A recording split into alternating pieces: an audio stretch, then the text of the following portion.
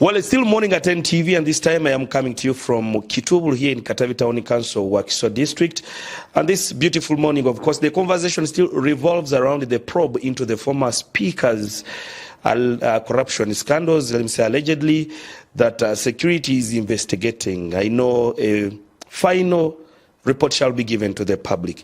But this, of course, creates a justification and implication that there are questions Ugandans need to understand, especially from the high-ranking profile of people in relation to corruption and other well-being of society. Here in Kitubu, where I am in the home residence of Dr. Peter Musoke Guchina, a one-time presidential candidate, a legal scholar, but also a political analyst. Where I'm seated, I'm holding a copy of a document that he wrote to President Museveni in 2013 saying regime Hakuna Mucho.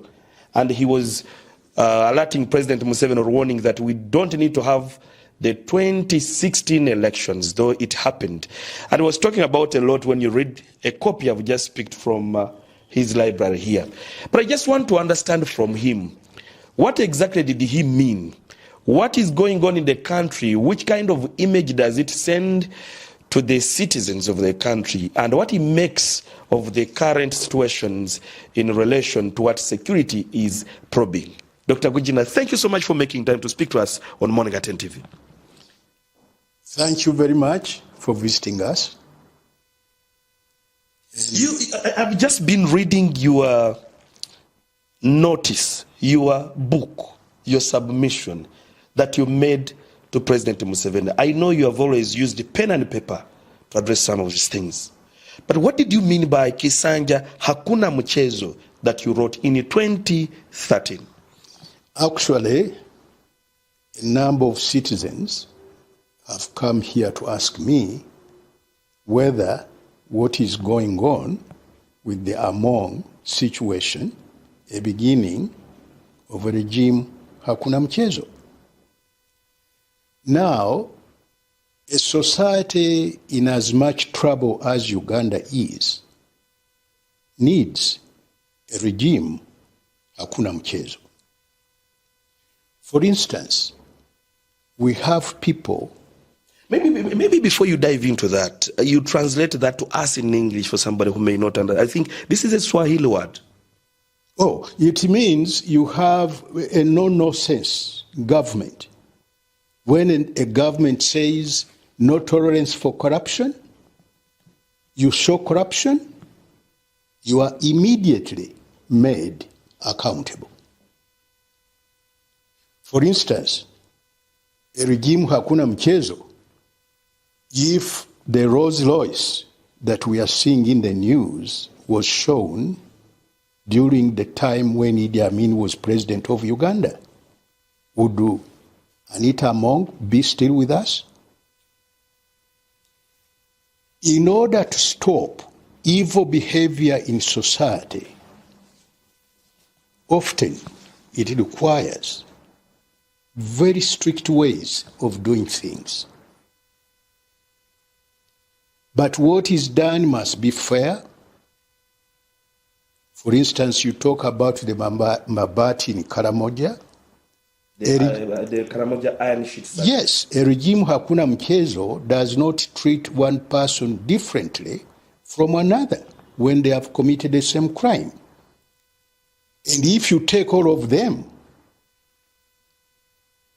and they face a firing squad, no other Ugandan would do the same because they would know it doesn't matter what your personal relationship is with the Speaker of Parliament, or your personal relationship is with the President of Uganda, or another high-ranking person.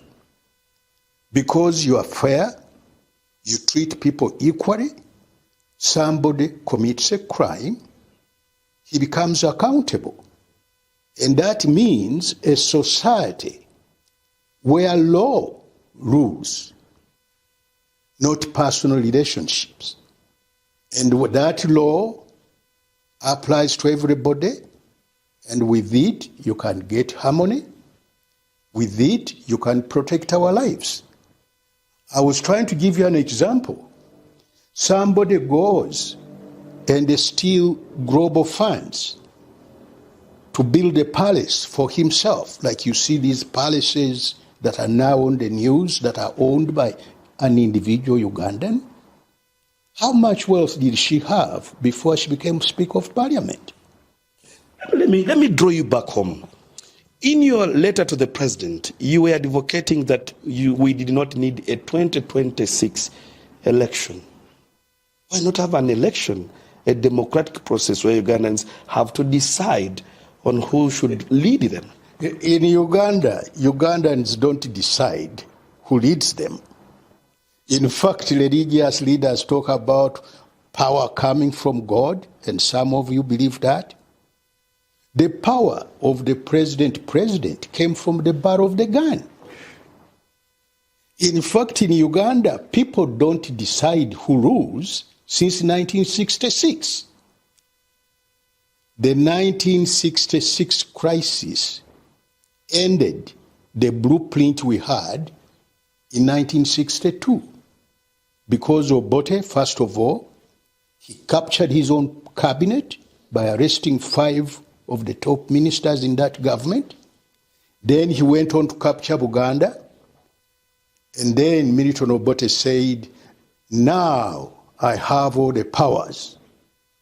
He suspended the constitution and he ruled Uganda according to his own wishes. So you don't talk democracy. It's total hypocrisy. Because when Obote did that, in effect, Obote captured Uganda. Would you say that Idi Amin came in power through democratic process? Definitely not. He also captured Uganda from Obote and they ruled it according to Amin's ideas of what Uganda should be. Now, if you talk about the present government, there was supposedly an elected government, but Museveni said they stole votes. He went in the bush, he fought, and now he's president of Uganda. You cannot talk about democracy without a blueprint. The only blueprint in Uganda we have ever had was the 1962 Constitution. After that, it has been somebody in power telling us the way they are going to rule Uganda. So, it's amazing that even highly educated people talk about deepening democracy in Uganda when there is no democracy in Uganda. Before the presidential elections, I was on a public media, and I said to the people of Uganda, I see it all over the walls that after this coming election, President Yoweri Museveni is going to be sworn in as president. Wasn't he? Okay, let's drive. Okay. You see, the self-deception. In fact, I want Ugandans to know. By the way, I wrote to Museveni another letter requesting him to stop condemning Idi Amin and Milton Obote for what has gone wrong in this country. And I said, Mr. President, it's we Ugandans that have to take responsibility that you have allowed these people to do what they have done in Uganda. And we have allowed these evil things through self-deception. We are democratic when you are not. Even people talk about democratic dispensation. You go to Dr. Besigye, where he is now. He was telling everybody Uganda is a democratic society. Go to him and ask him, when did Uganda stop being a democratic society? It has never been. How do you allow people to lie to you as Ugandans? And always you pay the price for acting in stupid ways. Let me bring you back home, Doctor. I know that the conversation, but the justification of what is going through to the former Speaker of Parliament, Annette Among, head of the 12th Parliament, where, of course, cabinet is yet to be elected or appointed. The justification of all these to the country that we're living in. The justification for what? For what is happening to the former Speaker of Parliament, the probe, the investigations that security is conducting. No, first of all, if somebody commits a criminal act, he has to be made accountable. With respect to Among, I would like her to show the wealth she had before she became member of Parliament, and afterwards Speaker of Parliament.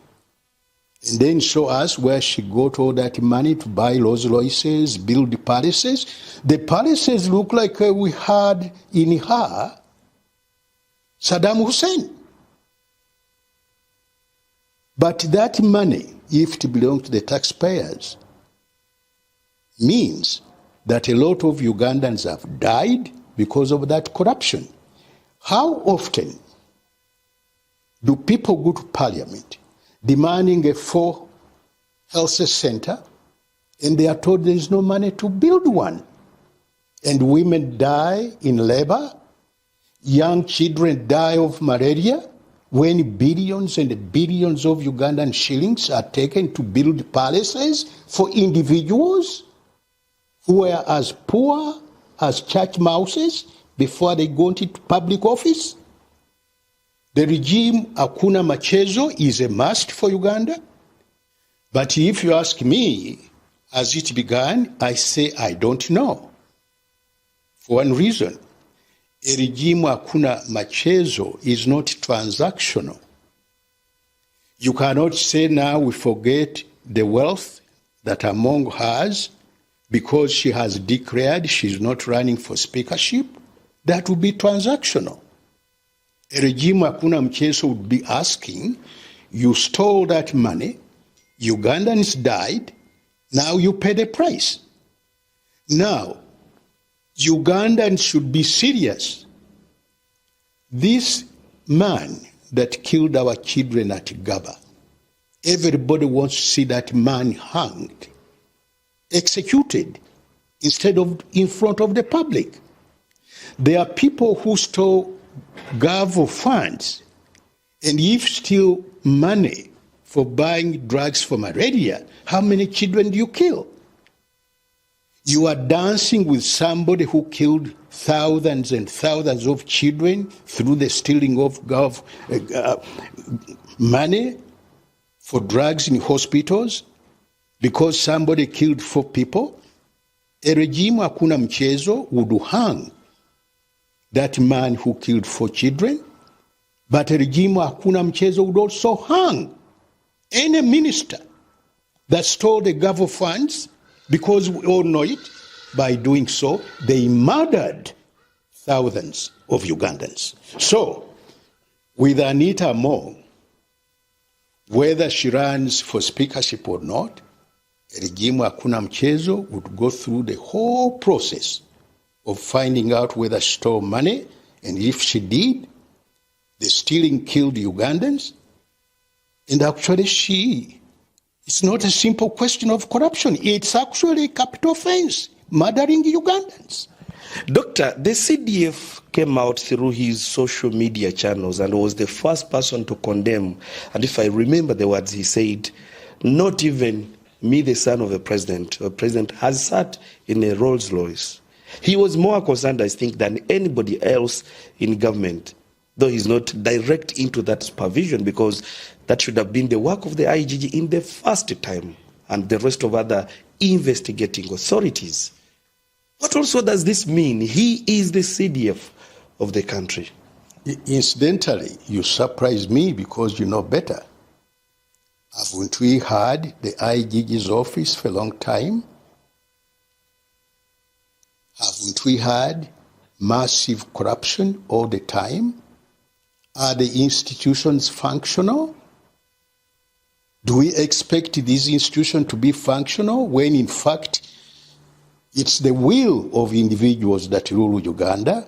that Uganda has no blueprint, Uganda has no pillars. You have a judiciary, but where are the pillars of the judiciary? The same way you talk about democracy, but do we have pillars of democracy in Uganda? Let me give you an example. If I kill you because you have 1,000 acres of land, and then I kill you for your land and I take it, then I take those 1,000 acres of land and divide it into 1 acres with land titles and give it to the Bayaye we have in Uganda. In your so-called elections, would I, the killer, not win the elections when I have 1,000 people who have given land titles who had no land before? And you call that democracy? The majority has decided?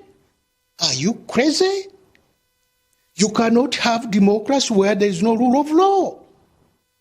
Because people talking about knowing where the numbers are, you kill Gukina because he's 1 vote, you take his land, you divide it into 1,000, you divide it between 1,000 people and give land titles, then have elections and actually declare the majority have voted for me?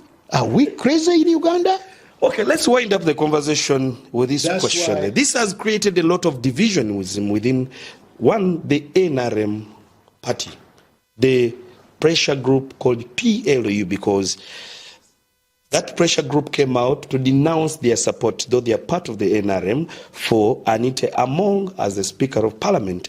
In another similar incident, we've seen the Masaka woman MP that is Justin Namere, a group supporting Anita Among and alleging that the pressure group, which is PLU, is just creating situations to taint her name. And the two are now divided in the same national resistance movement. What's your take on this? I'm asking Ugandans to be serious. Let me give you an example how we totally waste our time. If the man who killed the 4 children at Gaba had killed them wearing 10 rosaries around his neck, what would Ugandans say about that? If that man who killed the 4 children killed them putting on a hat of Muslims, what would Ugandans have said about that? We talk about religion, we talk about political parties, we talk about that when we are dealing with the criminal conduct. Until Ugandans are serious enough to know that a criminal is a criminal, regardless of what party he belongs to, regardless of what religious affiliations he associates with. Don't you think these people have allies?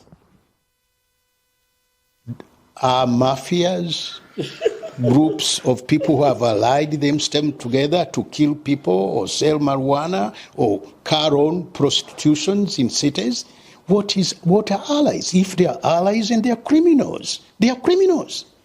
And the law should take its course. What do you find the position of the president in this? Because I know he likes coming out last to make his statement. But what do you find his position in such a scenario?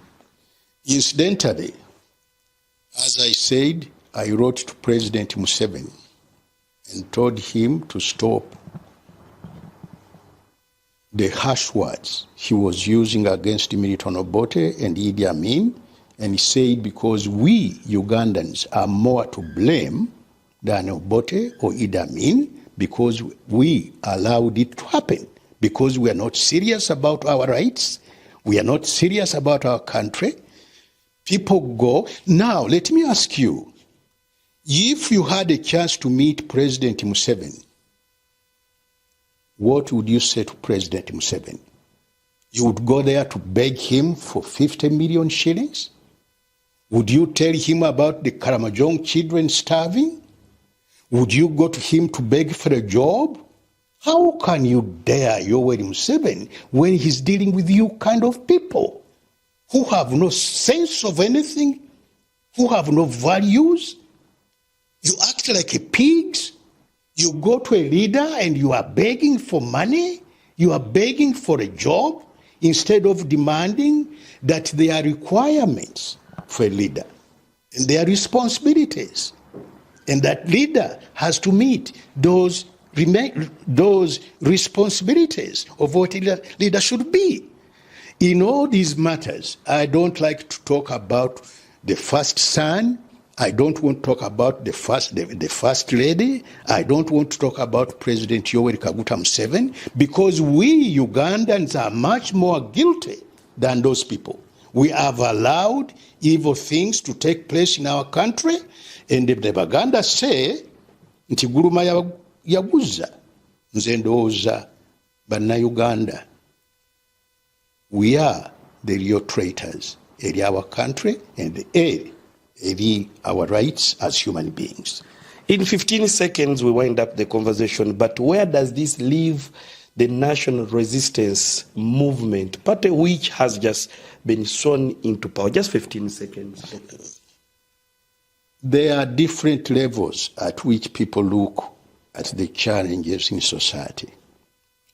When I look at the challenges, for instance, within the judiciary, where a whole chief justice was executed by a high-ranking military officer, and to this day, if a high-ranking military officer calls a judge and says, we want Gukina in Ruzira, the judge sends Gukina in Ruzira, even though the judge knows Gukina is innocent, because he fears for his life. What acted when Ben Kiwanuka was executed influences the conduct of judges today as I speak to you. So for you to talk in terms of this movement, was that movement you are talking about there when Ben Kiwanuka was executed? I am a serious Ugandan. I know the root causes of our problems, and those root causes are not connected to the first son or Yoweri Museveni. Those root causes started in 1966, and until now, we are denying the realities. How can somebody praise Milton Obote when he captured Uganda and made it a personal item? Okay. Doctor, for time reasons, I will leave this conversation here, but I want to thank you so much for waking up early and allocating us time to talk to you. Thank you very much. Thank you. Dr. Peter Musoke Gukina, a one-time presidential candidate, a political analyst, but also a legal scholar, speaking to us on matters of what... the conversation was around what's happening into the country, the corruption scandals, the probes that security agencies are taking on, especially against the former Speaker of Parliament, Honorable Anita Among. But of course, more will be coming up. For time reasons, allow me to get the conversation back to the studios.